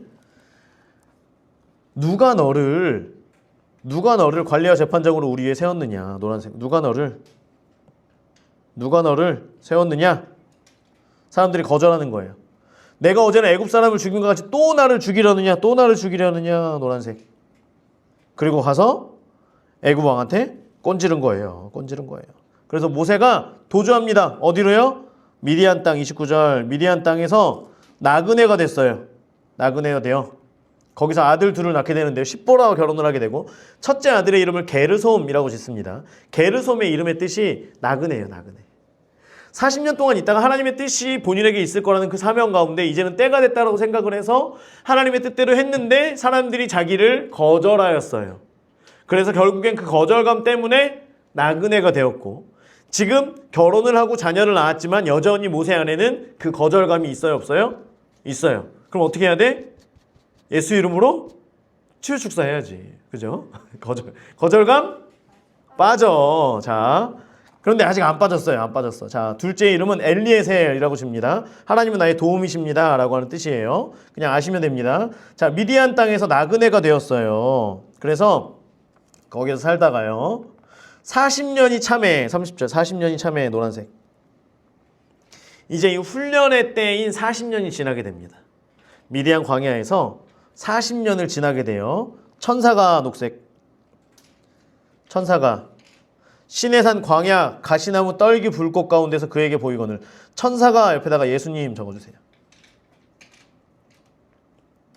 출애굽기 3장 2절에 나오는 여호와의 사자도 출애굽기 3장 2절에 보면 여호와의 사자라고 이제 기록이 되어 있거든요. 이 여호와의 사자 같은 말이에요. 예수님을 얘기하는 거예요. 성경에서 여호와의 사자라고 하면서 이제 모습을 직접 그리고 천사라고 하면서 이름을 이야기하지 않는 거니까 여기서도 천사가 아니라 여호와의 사자가 사실은 더 맞는 표현이겠죠. 이것은 이위 하나님, 또 다른 하나님이신 예수님을 이야기하는 겁니다. 자, 그리고 나서 신의 산 광야 가시나무 떨기 불꽃 가운데 그에게 나타나셨어요. 그 광경을 보고 놀랍게 여가 알아보고 가까이 가니 주의 소리가 있어. 32절 주황색. 나는 내 조상의 하나님, 즉 아브라함과 이삭과 야곱의 하나님이라 말씀하시는 거예요. 이게 무슨 말이냐면 아브라함의 하나님, 이삭의 하나님, 야곱의 하나님이다 라고 하는 것은 나는 언약의 하나님이다. 그리고 이제는 그 언약을 지키기 위해 너에게 나타났다 라고 하는 걸 말씀하시는 겁니다. 그리고 나서 모세가 무서워 감히 바라보지 못하더라. 노란색으로요. 왜냐하면 이때는요 사람이 하나님의 얼굴을 보면 어떻게 된다? 죽는다라고 하는 게 있었기 때문에 나는 내 조상의 하나님 하는 순간 고개를 숙입니다. 고개를 숙여요. 그리고 나서 33절 주께서 이르시되 어떻게 하래요? 빨간색으로 내 발에 신을 벗으라. 여러 가지 표현들에 대해서 이야기합니다만 가장 정확한 건 권리이양 적어주세요. 권리이양과 양도 옆에다가 권리이양과 양도 권리를 이양하는 겁니다. 여호수아에게도 군대 장관이 나타나서 말하죠. 내 발에 신을 벗으라고. 내가 하는 게 아니라 이제는 누가 하도록 해야 되는 거예요? 하나님께서 하시도록 그렇게 해야 되는 겁니다. 내가 서 있는 곳은 거룩한 땅 녹색. 아이고 녹색인데요. 거룩한 땅이니라. 자, 그래서 하나님께서 계신 곳이 바로 거룩한 땅이라고 하는 거예요. 우리가 하나님과 만나는 그곳이 바로 거룩한 땅, 성지가 되는 거죠. 자, 그래서 권리 이양과 양도를 하는 거예요. 야, 이전에 네가 하려고 했었지? 네가 잘 알고 있지, 그 사명에 대해서, 부르심에 대해서. 모세가 부르심을 몰랐던 게 아니에요. 부르심을 알았어요. 어떻게 해야 되는지도 어느 정도 알고 있었어요. 그런데 그게 아니라 하나님의 일이라고 할지라도 내가 하는 게 아니라 하나님께서 하실 수 있도록 하나님의 손에 넘기라는 거예요. 네가 하려고 했니? 그 일을 내 손에 넘겨라. 네가 할 수 있는 게 아니다. 내 약속은 누가 지킨다? 내가 지킨다는 거예요. 여러분, 하나님께서 우리 가운데 약속하신 여러분들 향한 약속들 있나요? 기도 가운데 알게 된, 깨닫게 된 하나님의 비전이 있나요? 그것을 하나님께 맡겨드려야 돼요. 내가 하면 안 돼요. 내가 하면 죄악된 것으로부터 더러운 것만 나올 수밖에 없어요. 그런데 하나님 손에 맡겨질 때에 이것은 나의 부르심, 나의 사명이기 때문에 내가 하는 것 같지만 그게 아니라 하나님께서 이 모든 일을 행하신다라고 하는 거예요. 그렇기 때문에 우리가 신을 벗어야 됩니다. 자, 신을 벗는다라고 하는 거에서 조금만 설명을 드릴게요. 신을 벗는다라고 하는 거는 먼저는 그 옆에다가 적어주세요.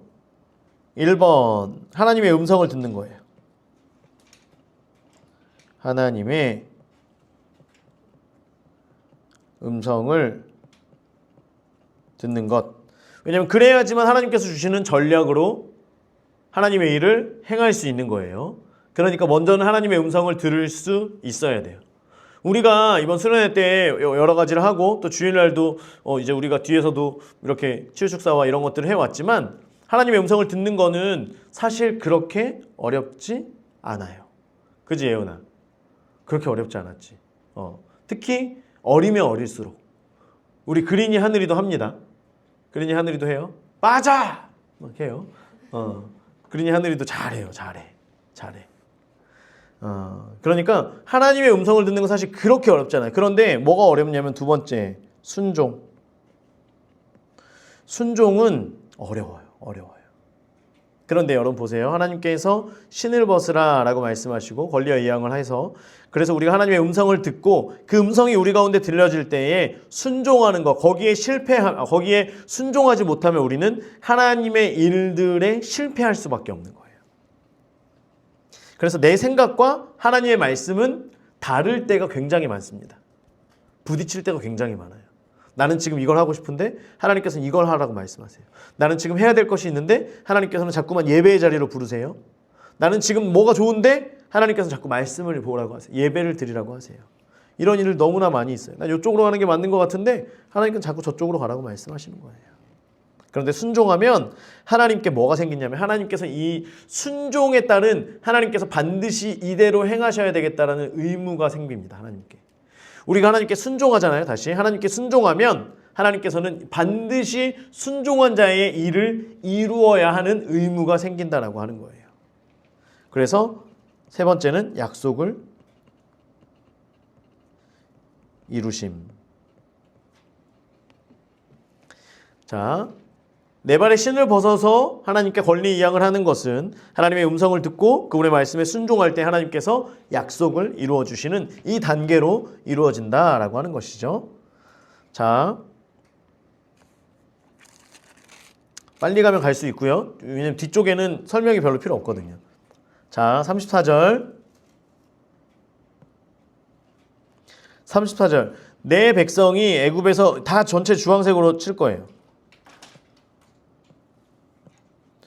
내 백성이 애굽에서 괴로움 받음을 내가 확실히 보고 그 탄식하는 소리를 듣고 그들을 구원하려고 내려왔노니 이제 내가 너를 애굽으로 보내리라까지.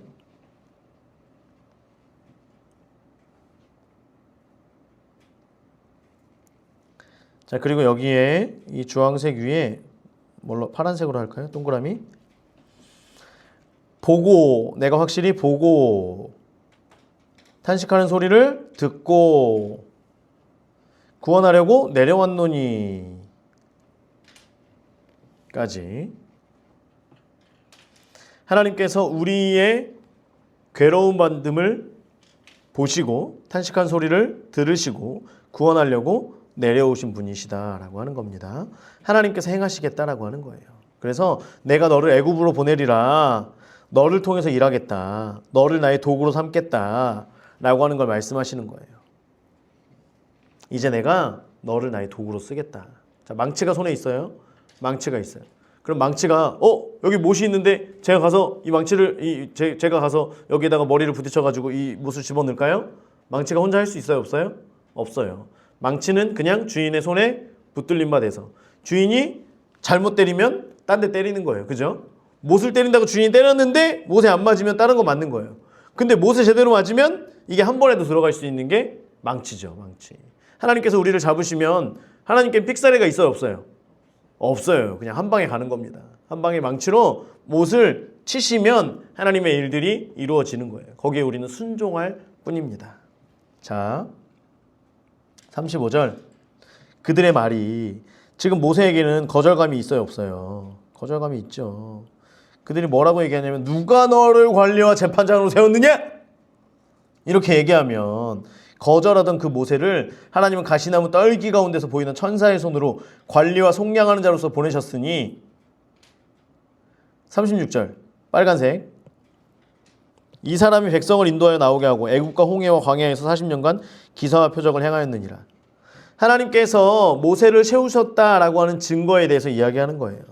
이 백성을 인도하여 나오게 하고 사람들은 계속해서 거절하고 계속해서 의심하고 계속 모세를 반역했죠. 사실은 계속 마음 가운데 모세가 뭐 조금만 잘못하면 야 우리가 돌아가야지 뭐 애굽에 살았을 때가 너무 좋았다 그러면서 자꾸만 모세를 원망하고 모세를 죽이려고 막 달려들고 막 이래요. 그래서 하나님께서 너무 열받아서 사람들을 다 죽이려고 몇 번이나 하시는데 모세가 그러시면 안 됩니다. 하나님 제발 그러시면 안 됩니다. 그래가지고 사람들이 사는 거예요. 사람들은 계속해서 거절하던 그 거절하던 모습, 반역하던 모습 거기에서 벗어나지를 못하는 거예요. 자 보세요. 37절 이스라엘 자손에 대하여 하나님이 너희 형제 가운데서 나와 같은 선지자를 세우리라 하던 자가 곧 이 모세라. 모세라 녹색. 그래서 하나님께서 너희 형제 가운데서 나와 같은 선지자를 세우리라 하던 자가 모세다 라고 하는 거예요. 자 38절부터 보면 이제 불순종에 대해서 이야기합니다. 자 여러분 하나 더 말씀드리면 모세는 이스라엘을 해방시켜서 가나안으로 인도했어요. 아까 제가 예수님의 예표가 되는 사람 중에 한 사람이 누구라 그랬어요? 요셉. 두 번째가 모세라 그랬죠. 자, 모세는 이스라엘 백성을 해방시켰어요. 그 묶임 가운데서 풀어주고 가나안 땅으로 인도해 갔던 사람이에요. 물론 하나님께서 하셨지만 자, 예수님께서는요. 사단의 손으로부터 우리를 해방시키셔서 천국으로 인도하시는 분이십니다. 아멘. 자, 그리고 모세는요. 하나님의 나중에 이제 뒤에 시내산에서 하나님의 말씀을 직접 받은 사람이에요. 예수님이 곧 말씀이시고 예수님께서 하나님의 말씀을 직접 받으셔서 하나님의 말씀을 그대로 전하셨던 분이 예수님이십니다. 그렇기 때문에 모세와 모세는 예수님의 예표다라고 하는데, 그러면서 동시에 얘기하는 게 뭐냐면 그런 모세를 너희가 거절하지 않았냐. 그러면서 그 조상 때부터 거절하던 너희들이 결국에는 예수도 거절하지 않았냐. 이걸 지금 얘기하는 겁니다. 자, 38절. 시내산에서 말하던 그 천사와 우리 조상들이 함께 광야교회에 있었고 또 살아있는 말씀을 받아 우리에게 주던 자가 이 사람이라. 같은 거예요. 이 사람이라. 어딨지? 38절 뒤에. 이 사람이라. 우리 조상들이 모세에게 복종하지 아니하고자 하여 거절하며 그 마음이 도리어 애굽으로 향하여 아론더러 이르되 우리를 인도할 신들을, 이제 모세가 시내산에 말씀을 받으러 갔는데 내려오지 않으니까 사람들이 야, 막 그 아론을 거의 죽일 듯이 해가면서 우리를 인도할 신들을 우리를 위해서 만들어라. 애굽 땅에서 우리를 인도하던 이 모세는 어떻게 됐는지 우리가 알지 못한다. 그러니까 아론이 뭘 만들어요? 송아지를 만듭니다. 송아지. 아이고, 노란색. 송아지를 만들어. 그러니까 39절에서의 거절했다라고 하는 건 너희 조상들은 처음부터 복종할 마음, 순종할 마음이 있었다 없었다예요. 없었다. 너희는 처음부터 순종할 마음이 없었다. 하나님의 말씀을 다이렉트로 줘도 거절하지 않았냐. 지금 예수가 와서 너희들에게 그 말씀, 살아있는 그 말씀을, 말씀이신 예수가 그대로 전했는데도 너희가 거절하지 않았냐. 지금 이 얘기를 계속 반복해서 얘기하는 거예요. 송아지를 만들어서 어떻게 했냐면 기뻐했대요. 자기 손으로 만든 것, 그 우상에게 절하면서 자기 손으로 만든 것을 기뻐했대요. 그래서 이 기뻐했다라고 하는 건 계속 기뻐하는 거예요. 계속 기뻐하고 또 기뻐하고, 아, 내가 만든 이 송아지를 생각할 때마다 너무나 마음속에 기쁜 거예요. 나중에 이 송아지를 다 부시고 다 없애요. 그래도 그때 만들었던 그 송아지를 떠올리면서 마음속에 어떻게 해요? 기뻐하는 거예요. 우상을 만들어 놓고 기뻐하는 거예요. 자, 금신상은 조금 애매해요. 금신상은 애굽에 있던 아피스라고 하는 신인데, 사실 이 사람들이 하나님의 형상에 대해서 몰랐기 때문에 하나님의 형상을 만들어라, 그런데 이들이 알고 있었던 신의 모습은 그 송아지의 모습이었기 때문에 금송아지를 또 만든 거예요. 그래서 이게 어떻게 보면 사람들에게는 하나님처럼 생각될 수도 있지만 결국엔 우상을 만든 것이었고, 이 금송아지에서 이어서 나중에 뒤에 보면 알겠지만 다른 우상들로 계속해서 가면서 이것이 결국엔 하나님의 말씀이 아예 들어오지 못하는 그런 통로, 아예 완전히 하나님을 거역하고 거절하게 되는 그러한 통로로 쓰여지게 된다라고 하는 거예요. 그렇기 때문에 하나님께서는 어떤 형상도 만들지 말고 우상을 섬기지 말라라고 말씀을 하신 거예요. 자, 42절. 하나님이 외면하셨대요. 주황색. 하나님이 외면하사 그들을 그 하늘의 군대 섬기는 일, 1월 성신, 적어주세요. 1월 성신을 섬기는 일에 버려두셨대요. 그래서 우리가 계속 죄를 짓는데 하나님께서 우리를 그냥 내버려 두실 때가 있어요. 이게 사실은 우리에게 주신 복이나 아니면 이게 맞는 게 아니라 하나님께서 우리를 그냥 외면하시고 하나님의 벌이에요. 벌. 하나님께서 벌로 우리를 내버려 두시는 거예요. 자, 그래서 어떻게 되냐. 그 다음에 보세요. 이는 선지자의 책에 기록된 바, 이스라엘, 아모스 선지자 적어주세요. 선지자의 책에 기록된 바, 아모스 선지자. 이스라엘의 집이여, 너희가 광야에서 40년간 희생과 제물을 내게 드린 일이 있었느냐. 한 번도 나에게 예배드린 적이 없지 않았냐. 몰록의 장막과 녹색, 몰록의 장막, 신, 레판의 별, 몰록의 장막. 몰록은 몰렉을 얘기하는 거예요. 몰렉신 들어봤죠? 몰렉신. 자, 몰렉신이 뭐냐면,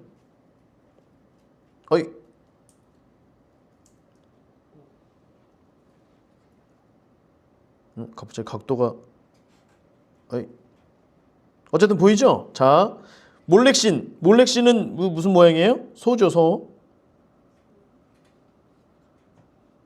자, 이 앞에다가 불을 피우고 이 불이 지금 이 옆쪽으로 있는데 앞쪽에 있어요. 원래 이 그림이 조금 이제 그런데 이 제사를 피울 때 앞쪽에 있습니다. 지금 마치 엉덩이에다 불을 피운 것 같죠? 근데 그게 아니라 앞쪽에 있어요.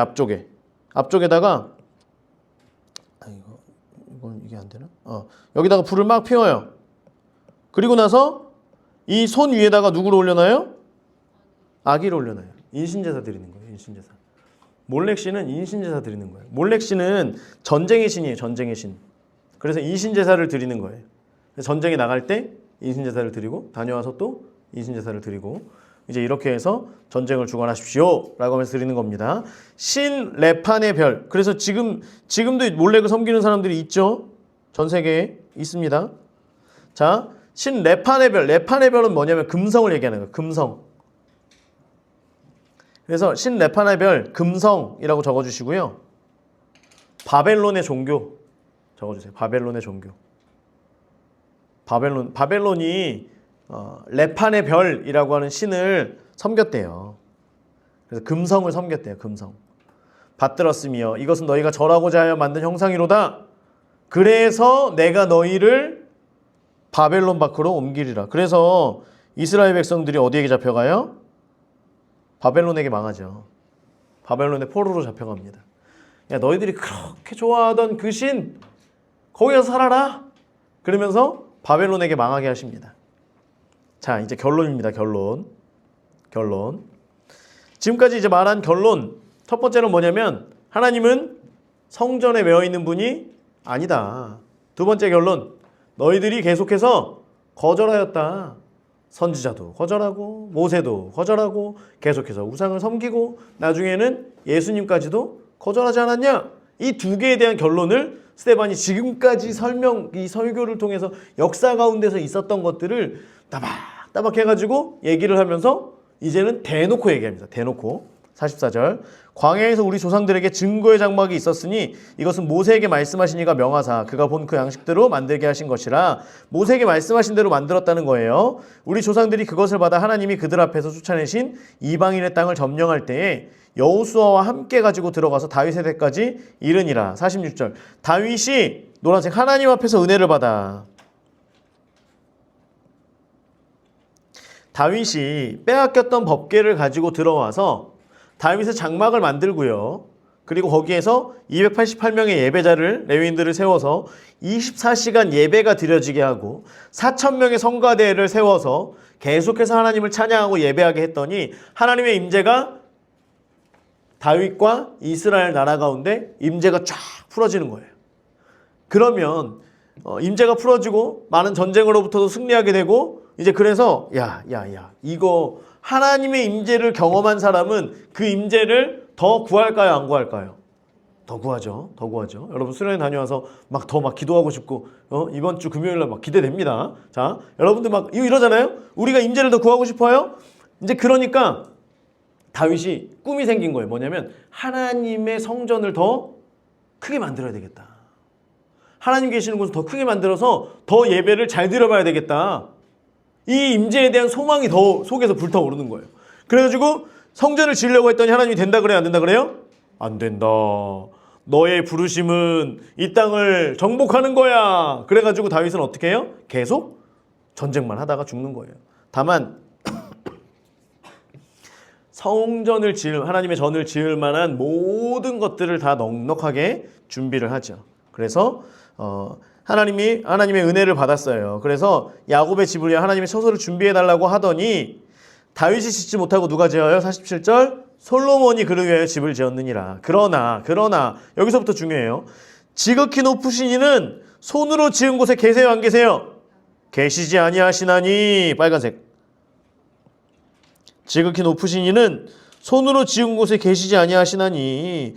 성전에만 머무는 분이 아니다. 선지자가 말한 바, 선지자 녹색 그 옆에다가 이사야 적어주세요. 이사야. 주께서 이르시되 하늘은 나의 보좌여 땅은 나의 발등상이니. 여러분 발등상이 뭐라 그랬어요? 전쟁에서나 이렇게 이기고 나면 적장이나 이런 포로들이 와서 이 엎드려가지고, 기억나죠? 엎드려가지고 있으면 왕이 거기에 발을 이렇게 딱 얹어가지고 이렇게 있는 요게 발등상이에요. 요게 발등상. 이해가 되시죠? 왜냐면 목사님은 이거 안 지 얼마 안 됐거든 사실. 난 발등상이 발등 뭐 그런 건 줄 알았거든. 근데 그게 아니라 이제 딱 왕이 하면 이렇게 그 포로들이나 포로 중에서도 이제 왕들이지, 이런 왕들이 엎드려 있으면 거기에 이렇게 발을 올리고 술도 마시고 뭐 이렇게 명령도 하고 그리고 막 이렇게 막 때리면서 이렇게 하는 게 발등상이에요. 발등상. 발을 올려놓는. 자, 그래서 뭐라 그러냐면 하나님은 하늘이 나의 보좌고 땅이 나의 발등상이다. 너희가 나를 위해 무슨 집을 짓겠으며 나의 안식할 처소가 어디냐. 나는 모든 만물에 충만하다. 나는 무소부재한다다. 하나님께서 말씀하시는 거예요. 이 모든 것이 다 내 손으로 지은 것이 아니냐. 즉 성전을 헌다라고 하는 것은 예수 그리스도를 통하여서 더 이상 이 성전에만 하나님의 임재가 있는 것이 아니라 사실은 옛날에도 우리가 믿고 있는 우리 조상 아브라함에게도 그가 가는 곳이라면 하나님의 임재가 있었던 곳이고, 요셉에게도, 그리고 모든 이스라엘 백성들 가운데에도 하나님께서 그들과 함께 하시며 어디든지 하나님의 임재가 있었던 곳이고, 감히 하나님은 하늘이 보자고 땅이 그의 발등상이신데 어떻게 하나님을 성전 안에 가두겠느냐. 이 멍청한 사람들아. 뺐죠 그 말은. 자, 그 얘기하는 거예요. 그 사람들이 들으니까 화가 나요 안 나요? 슬슬 이제 화가 나기를 시작하는 거예요. 자 보세요. 51절. 목이 곧고, 이제는 아예 그냥 이제는 막 대놓고 이 스데반이 이제는 목이 곧고 마음과 귀에 할례 받지 못한 사람들아. 이 이스라엘 유대인들에게는 할례라고 하는 선민의식이 굉장히 강했어요. 그런데 할례를 받았어요 안 받았어요? 받았는데도 할례 받지 못한 사람들아, 이 말은 뭐예요? 하나님의 약속을 믿지 못하는 사람들아 라고 하면서 우리 할례 받아서 날마다 그 약속을 지키며 약속을 믿고 살아가는 사람들인데 우리더러 할례 받지 못했다고? 마음과 귀에 할례 받지 못했다라고 하는 건 마음과 귀에 할례 받지 못했다.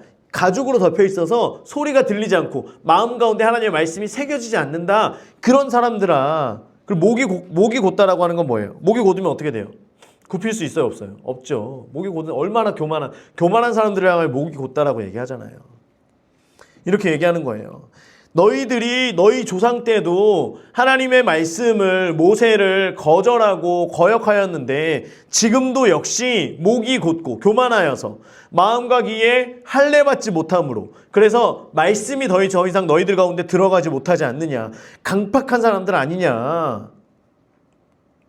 그렇게 얘기하는 거예요. 너희도 너희 조상과 같이 항상 성경을 거스르는도다.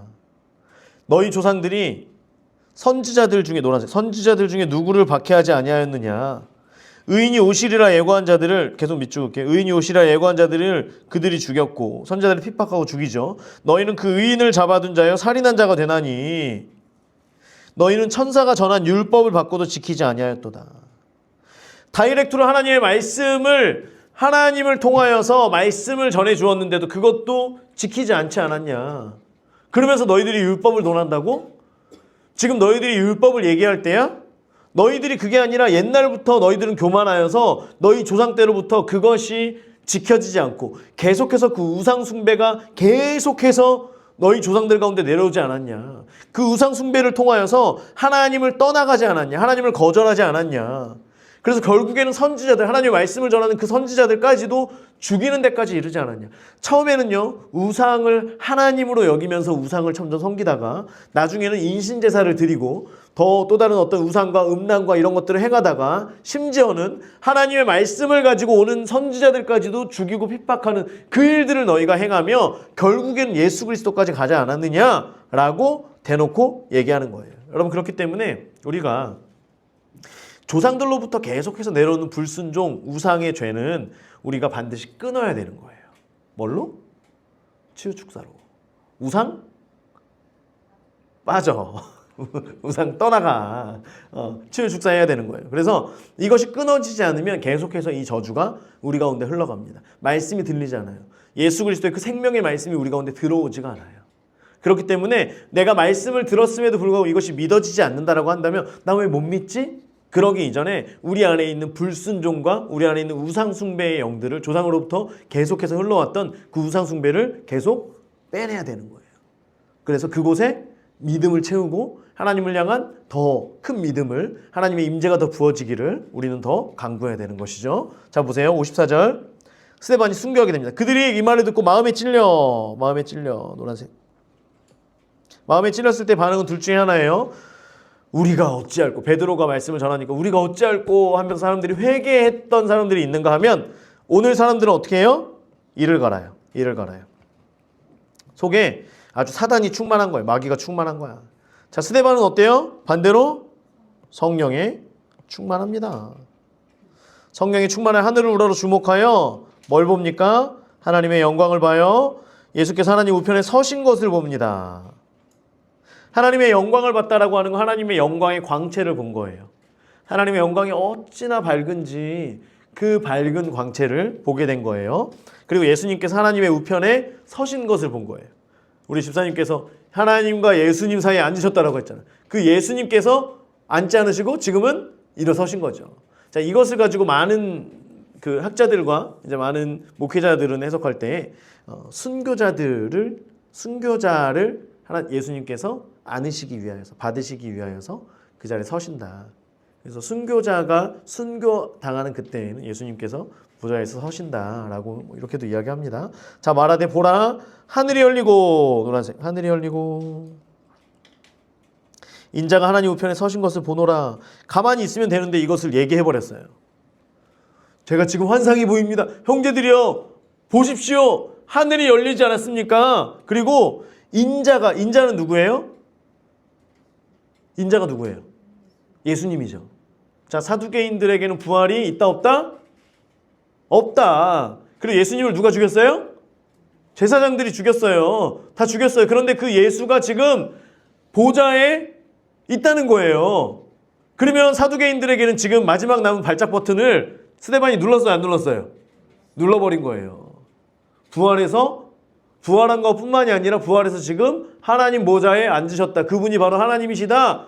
라고 하는 것으로 마지막 발작 버튼. 사두개인들뿐만 아니라 거기 있는 모든 사람들을 향한 발작 버튼을 눌러버린 거예요.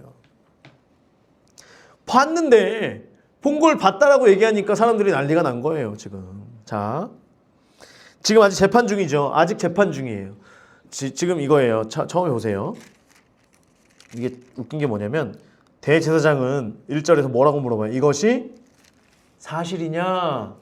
그럼 스데반은 사실입니다. 거짓입니다. 이거를 지금 물어본 거예요. 우리 국회가 아니고 우리 이렇게 정치하는 분들을 하면 다른 얘기 하려고 그러면 사실입니까? 거짓입니까? 그것만 대답하세요. 맨날 이렇게 하면서 혼내잖아요. 그게 아니라 사실입니까? 맨날 이렇게 얘기하거든. 예 아니오만 대답하라고 맨날 얘기하거든. 근데 스데반은 사실이냐 그랬더니 지금 이 엄청 긴 지금 완전 입에 침이 마르도록 지금 이 긴 것을 쭉 다 하고 나서 이제 이렇게 해서 사람들에게 발작 버튼을 마지막에 눌러버렸더니 그러니까 그들이 50주자 큰 소리를 지르며 귀를 막고 일제히 그에게 더 이상 들을 필요가 없다라고 하면서 재판 중에 그에게 달려들어서 성 밖으로 내치고 노란색 성 밖으로 내치고 왜 성 밖으로 내치냐면 성 안에는 하나님의 임재가 있기 때문에 못 죽인다는 거예요. 지금 이 사람들이 하나님을 거역하면서도 그 율법에 그거는 또 지켜야 되는 거예요. 그러니까 이런 거야. 너희들이 막 싸우려고 그래. 화가 났어. 서로 예언이랑 소울이랑 막 싸우려고 그래. 그런데 교회 안에서는 엄마가 싸우지 말라 그랬어. 밖에 나가서 싸우는 거야 이제. 밖에 나가서 막 머리끄댕이 잡고 막 싸우고 교회 들어와서 또 가만히 있다. 또 밖에 나가서 막 싸우고 이렇게. 뭔지 알지? 지금 약간 이런 상황인 거예요. 그래서 성 밖으로 내치고 돌로 칠세 증인들이 옷을 벗어 노란색 증인들이 옷을 벗어 사울 녹색 사울이라는 청년의 발 앞에 두니라. 자 이게 뭘 얘기하냐면 그 전에 말씀드렸었는데 돌로 치는 것은 누가 제일 먼저 던진다 그랬어요? 증인들이 던진다 그랬어요.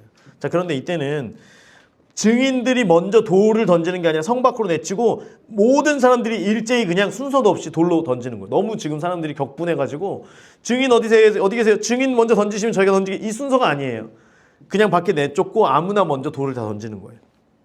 그 가운데서 증인들이 이제 옷을 벗어서 사울 앞에 둡니다. 이것이 사울이 지금 이들의 우두머리라고 하는 것을 보여주는 건데요. 이게 어떤 의미냐면 증인들이 옷을 벗어서 그에게 던져줬어요. 그럼 이 모든 우리가 지금 스데반을 죽인 것에 대한 모든 책임을 누가 지겠다? 사울이 지겠다는 거예요.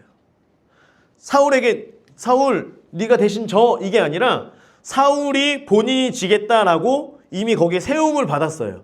그래서 이런 일이 발생을 하면 사울 앞에 가서 옷을 던지면 사울이 그 모든 일들을 처리해 주는 거예요. 왜냐면 이 사람에게 로마 시민권도 있었고요. 그리고 율법학자로서의 이제 그 권위가 있었기 때문에 로마적으로도 문제가 된다 그러면 사울이 처리해 줄 수 있는 거예요.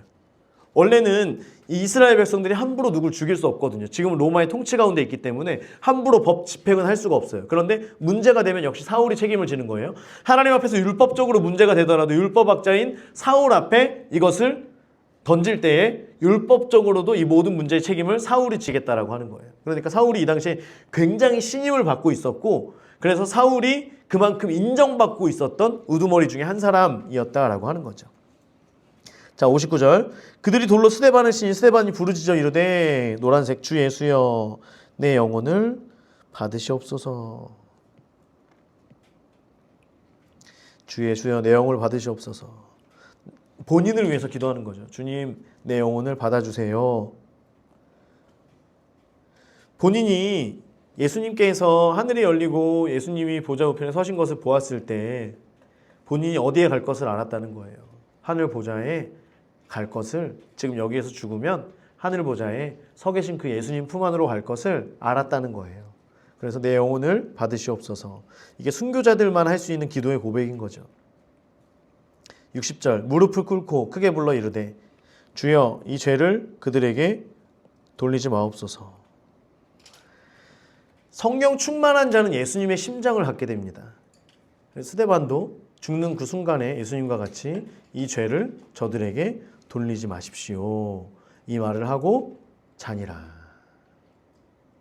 그래서 우리가 스데반이 지금 이야기했던 것은 두 가지입니다. 하나님은 성전에 매여 계시는 분이 아니다. 우리 각 사람들이 있는 그곳에 하나님께서 임재로 함께 하시는 분이시다라고 하는 거 우리가 날마다 믿으며 우리가 곧 성전으로, 우리가 곧 거룩한 성전이 되어, 이번 주 말씀 그거잖아요. 고린도전서 3장 16절. 그죠? 우리가 성전이 되어서 하나님의 거룩한 성전과 같이 우리도 거룩해져야 될 줄 믿습니다. 그곳에 하나님의 임재가 부어지는 거예요. 그러니까 우리가 집에 있어도 거룩하게 해야죠. 드라마 같은 거 많이 보지 말고. 그죠? 짧게 봐, 짧게 보고 그러다 보면 조금 지워지는 거야. 이게 많이 안 봐요. 이렇게 해가지고 이런 어떤 우리를 부정하게 만드는 거, 우리를 하나님 앞에 거룩하지 못하게 하는 것들을 줄여가는 거예요.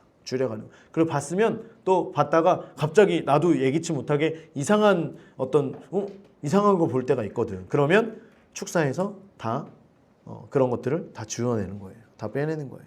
그리고 나서 우리를 거룩하게 하고, 또한 우리가 계속해서 우상으로부터 내려왔던 어떤 불순종의 죄, 거역하던 그런 모든 죄악들을 우리가 끊어내며 하나님 앞에서 하나님의 임재 거룩한 성전과 같은 그런 한 사람 한 사람 되어서 하나님의 말씀에 순종하며 이 구속사에 수종될 수 있는 저 여러분 되어야 할 줄 믿습니다. 기도하겠습니다.